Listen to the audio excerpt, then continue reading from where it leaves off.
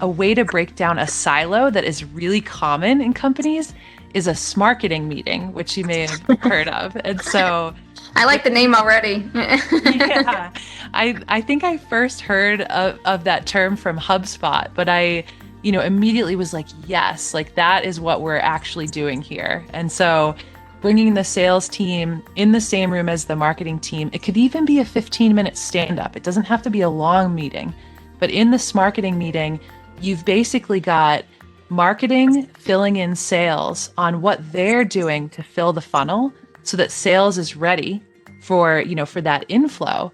Or if, say there's a big launch and there's not a ton of active leads coming in because you're building towards something bigger in the marketing department, well, maybe that's a great week for sales to go do a lot of customer listening or, following up or upselling customers. And so if those two departments are really synced and aligned around common KPIs or OKRs, right? So if your Smarketing team has a shared OKR, now they can innovate together rather than feel like two sides of the same coin, but sometimes in opposition. And so that has become a really key meeting in a lot of companies that I've run, where that I came in and that silo was really prevalent, and then this meeting really helped to ease that. That's awesome. And I love the term Smarketing. I've led sales teams in marketing and had lots of these meetings, but never named them that. And I now feel like I missed my chance.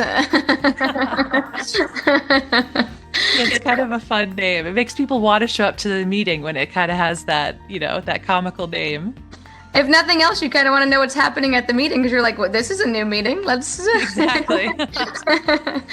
I want to know who's there and what's happening. Yeah.